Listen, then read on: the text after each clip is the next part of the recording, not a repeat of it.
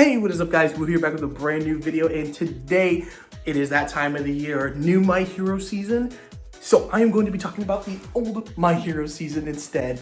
That is right guys. In today's video, we are going to be talking about the entirety of My Hero Academia Season 5. And honestly, I think I have a pretty good gauge on the franchise. I mean, if you look at my channel, it's mostly My Hero content. So without further ado, let's just get started and talk about the newest My Hero Academia season, or the newest completed season, I guess. Okay guys, so now that we got the intro out of the way, let's talk about the newest season of My Hero Academia, Season 5. Now, I'm not really going to go into like my establishment with the franchise, etc. like I typically do in these videos, because obviously, if you look at the channel, I am pretty well versed into the universe of My Hero Academia, if you will. So I'm not going to be doing that, and today we're just going to be jumping straight into it. So let's go into the story topic. The story of My Hero Academia's 5th season is 3 arcs that are contained in the season. It is My Villain Academia, the Endeavor Agency arc, and Class A versus Class B. Not in that order, of course, because in the anime we obviously got Class A versus Class B, the Endeavor Agency, then My Villain Academia.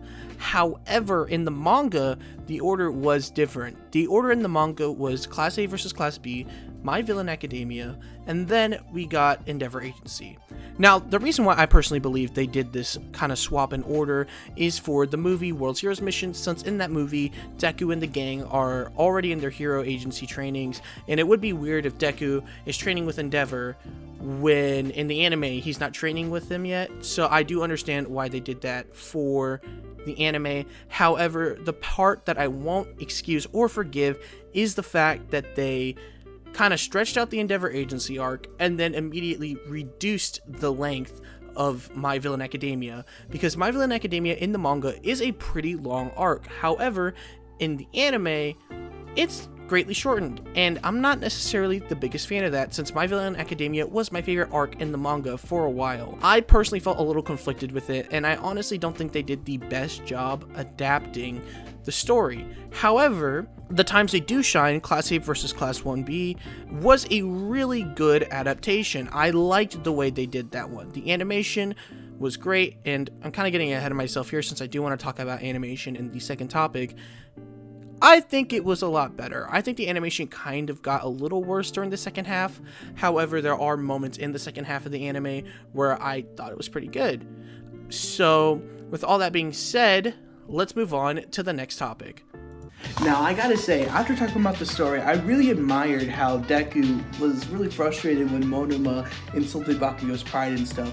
So that got me thinking, there's probably some really sick art of them just teaming up, fighting together, taking bad guys down. So I'm gonna look up Deku and Bakugo and see what pops up on Google right now.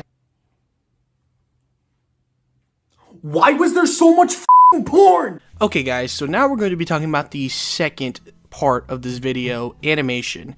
Now, for the 5th season of My Hero Academia, I feel like the animation was a bit lackluster. Not to say it was necessarily bad, but overall, it was pretty average in comparison to what they had previously established.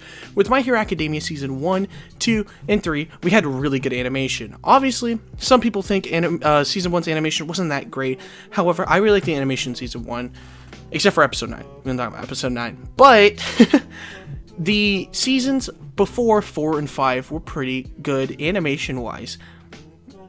Now, my personal reason I believe that the animation style kind of dropped in quality is because of the fact that they started producing movies, and they took their best animators on their movie team, from my knowledge, and because of that, the animation does kind of suffer in the anime. They are kind of picking it back up. The animation is getting better. However, the good animation scenes were way too far in between from the bad ones. The bad ones kind of stuck out a little more to me in this season, making the animation overall in the season kind of disappointing. Not bad by any means, but just perfectly normal, average. Gotta say, honestly, I was pretty traumatized after seeing all that Deku Bakugo porn. However, I know for a fact that you guys are not that sick, okay? My Hero fans, we're still got it, okay? We're not that bad. We're not that weird, to be honest. So, you know that rumor, right? R34. If it exists, there's porn of it. There's no way y'all have drawn porn of certain My Hero Academia characters. I I don't think so. So I'm gonna look it up right now and I'm gonna prove my point. Remember Maharu, the little kid from the My Hero Academia movie? Yeah, there's no way y'all drew R34 first. So I'm gonna look this up right now. I doubt it. I doubt it. I am so confident.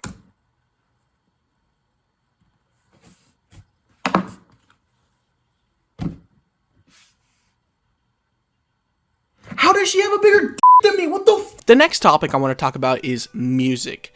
So overall, the OST is pretty good.